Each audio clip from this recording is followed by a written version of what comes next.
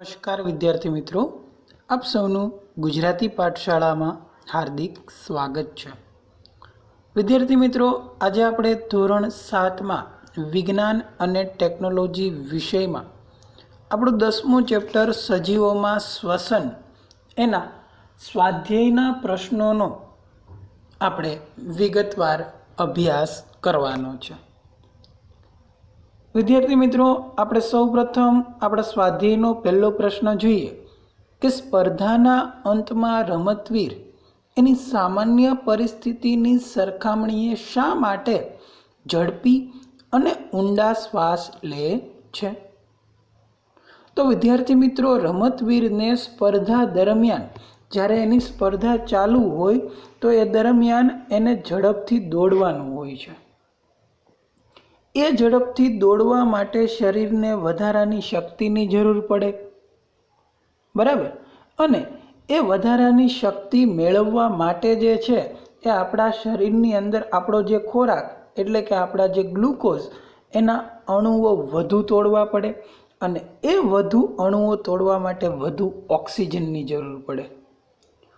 કોષોને વધારે ઓક્સિજનનો જે જથ્થો પૂરો પાડવા માટે આપણે વધારે ઝડપથી શ્વાસોશ્વાસ કરવા પડે છે। એટલા માટે જે છે આપણે ઝડપી અને ઊંડા શ્વાસ લેવા પડે છે। જો યાદ રાખજો કે રમતવીરને ઝડપથી દોડવાનું હોય એટલે વધારે શક્તિની જરૂર પડે, વધુ શક્તિ મેળવવી હોય તો વધુ ગ્લુકોઝના અણુ તોડવા પડે, જો વધારે ગ્લુકોઝના અણુ તોડવા હોય તો વધારે ઓક્સિજનની જરૂર પડે, અને જો વધારે ઓક્સિજન આપણે જોતો હોય તો આપણે ઝડપથી શ્વાસોશ્વાસની પ્રક્રિયા જે છે એ કરવી પડે। એટલા માટે સ્પર્ધાના અંતમાં એ પોતાની રમત ઝડપથી પૂરી કરવા માટે એને જ્યારે ઝડપથી દોડવાનું હોય એટલે એ ઝડપી અને ઊંડા શ્વાસ લે છે। આપણો બીજો પ્રશ્ન જે છે કે જારક શ્વસન અને અજારક શ્વસનમાં જોવા મળતી સમાનતા અને અસમાનતા। તો જારક શ્વસન કોને કહેવાય એ આપણને ખ્યાલ હોવો જોઈએ।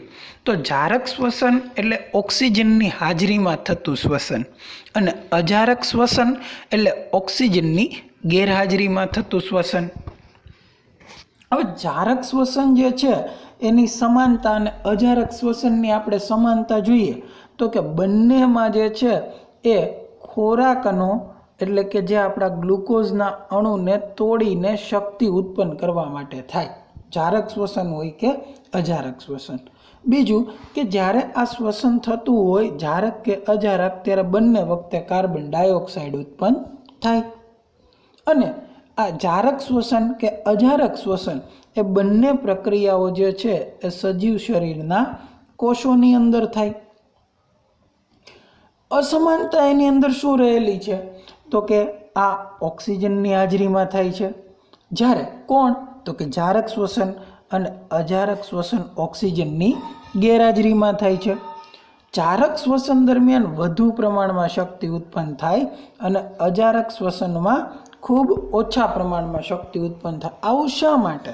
તો કે જારક શ્વસનમાં ઓક્સિજનની હાજરીમાં જ્યારે ગ્લુકોઝનો અણુ તૂટે તો ત્યારે એનું સંપૂર્ણ દહન થાય, એટલા માટે વધુ પ્રમાણમાં શક્તિ ઉત્પન્ન થાય, અને અજારક શ્વસન એટલે ઓક્સિજનની ગેરહાજરી હોય ત્યારે ગ્લુકોઝનું અપૂર્ણ દહન થાય છે,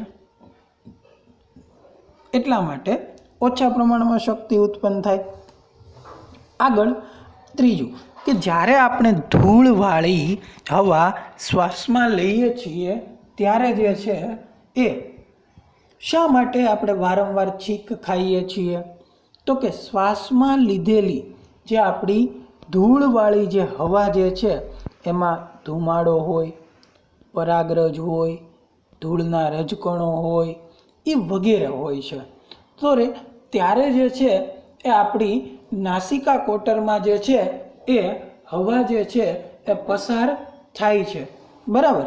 ત્યારે એની અંદર જે વાળ રહેલા હોય ને, બરાબર, આપણા નાસિકા કોટરમાંથી જ્યારે પસાર થાય ત્યારે એની અંદર જે વાળ રહેલા હોય એમાં ભરાઈ જાય, પરંતુ કેટલીક વાર આ કચરો વાળમાંથી પણ પસાર થઈને નાસિકા કોટરમાં વહી જાય।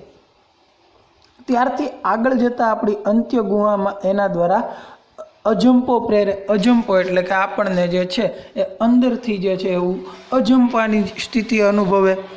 પરિણામે જે છે એ આપણને વારંવાર છીકો આવે અને આ છીકો દ્વારા બધો કચરો ધક્કા સાથે બહાર નીકળે છે અને આ કચરા વિહીન ચોખ્ખી હવા શરીરની અંદર પહોંચે છે.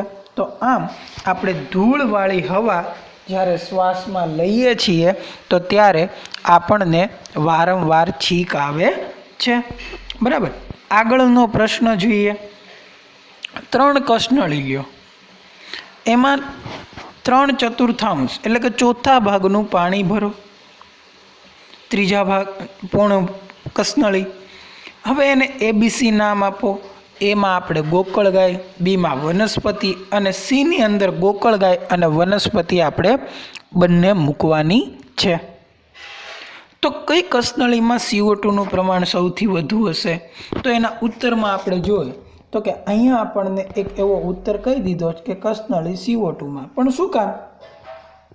કારણ તો આપણે લખવું પડે ને. તો કે કસનળી એમાં છે ને ગોકળ ગાય છે, એટલે જ્યારે એની શ્વસન ક્રિયા થશે ને ત્યારે એ CO2 ઉત્પન્ન કરે અને એ પાણીમાં ઓગળીને દ્રાવણ સ્વરૂપે રહે. પણ જે કસનળી બીમાં વનસ્પતિ છે એ શ્વસન ક્રિયામાં પ્રકાશ સંશ્લેષણ બંને ક્રિયા કરશે. એટલે જે શ્વસન દ્વારા મુક્ત થયેલો જે CO2 છે એ જ એની પ્રકાશ સંશ્લેષણની પ્રક્રિયામાં એ વાપરી લેશે.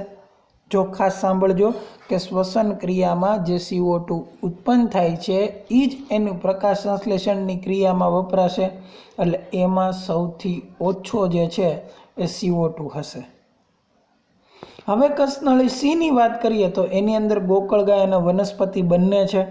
એટલે ગોકળ ગાયે મુક્ત કરેલો CO2 જે છે એ વનસ્પતિની પ્રકાશ સંશ્લેષણની ક્રિયામાં વપરાશે. એટલે ગોકળ ગાયે ઉત્પન્ન કરેલો CO2 કરતાં ઓછો CO2 જે છે એ કસનળીની અંદર રહેશે, કારણ કે વનસ્પતિ એને વાપરી લેશે. આમ ત્રણેય પરિસ્થિતિમાં આપણી જે કસનળી એ છે એમાં સૌથી વધુ પ્રમાણ હોય અને સૌથી ઓછું કસનળી બીમાં હોય. આગળ સાચો વિકલ્પ જે છે એ આપણે પસંદ કરવાનો છે. તો કે વંદામાં હવા જે છે એ શરીરની અંદર પ્રવેશે. બરાબર. કોના દ્વારા? તો કે શ્વસન છિદ્રો દ્વારા. આપણે જ્યારે ભારે કસરત કરીએ એ દરમિયાન આપણા પગના સ્નાયુઓ ખેંચાઈ જાય, કારણ કે એની અંદર લેક્ટિક એસિડનો ભરાવો થાય. આરામદાયી સ્થિતિમાં આપણી જે પુખ્ત વયની વ્યક્તિ જે છે એમાં 1 મિનિટમાં શ્વસન દર 15 થી 18 જેટલો હોય અને ઉચ્છ્વાસ દરમિયાન આપણી પાસળીઓ જે છે એ નીચેની તરફ જાય. બરાબર. શ્વાસ દરમિયાન બહાર આવે, ઉરોદર પટલ નીચે જાય. બરાબર. અને ઉચ્છ્વાસ દરમિયાન પાસળીઓ નીચેની તરફ જાય, ઉરોદર પટલ પોતાના મૂળ સ્થાને આવે. આગળ જે છે અહીંયા આપણે વિગતો જે છે એ જોડવાની છે. બરાબર છે. તો અહીંયા આપણે વિગતો આપણે જોડીશું. તો કે ઈસ્ટ જે છે તો એની સાથે આલ્કોહોલ આવશે. ઉરોદર પટલ તો આપણું ઉરસ ગુહા. ત્વચા તો અળસિયું ત્વચા દ્વારા શ્વસન કરે. પર્ણ તો એની અંદર પર્ણરંધ્ર. માછલી તો કે ઝાલરો. ડેડકો તો એની અંદર ફેફસા અને ત્વચા એ બંને આવેલું હોય. આગળ આપણે સાચા ખોટા વિધાનો. તો કે ભારે કસરત દરમિયાન વ્યક્તિનો શ્વસન દર ઘટે છે. ખોટું. ત્યારે તો શ્વસન દર વધે. વનસ્પતિ માત્ર દિવસ દરમિયાન પ્રકાશ સંશ્લેષણ કરે છે અને રાત્રિ દરમિયાન શ્વસન કરે છે. ખોટું. એ દિવસે શ્વસન તો કરતું જ હોય અને પ્રકાશ સંશ્લેષણ કરતું, એમ બંને ક્રિયા કરતું, એટલે એમ ન કહીએ કાંઈ કે રાતે શ્વસન કરે. ત્રીજું, દેડકામાં ત્વચા અને ફેફસા બંને દ્વારા શ્વસન ક્રિયા થાય. સાચું. આપણે હજી જ હમણાં જોડકામાં જોયું. માછલીમાં શ્વસન માટે ફેફસા હોય. ખોટું. માછલીમાં તો ઝાલર હોય. શ્વાસ દરમિયાન ઉરસ ગુહાનું કદ વધે છે. સાચું. આપણે ઉચ્છ્વાસમાં ઘટે અને શ્વાસમાં વધે. તો વિદ્યાર્થી મિત્રો, આ સાથે આપણું સ્વાધ્યાય પૂરું થાય છે. જો આપને વિડીયો ગમ્યો હોય તો લાઈક કરો, શેર કરો, સબસ્ક્રાઈબ કરો અને હા, અમારા સબસ્ક્રાઈબ કર્યા બાદ બાજુમાં રહેલ બેલ આઇકોન જરૂરથી દબાવજો કે જેમાં આપણને અંગ્રેજી, સંસ્કૃત અને બીજા અવનવા વિડીયો એજ્યુકેશનને લગતા આપણને જોવા મળશે. Thank you very much.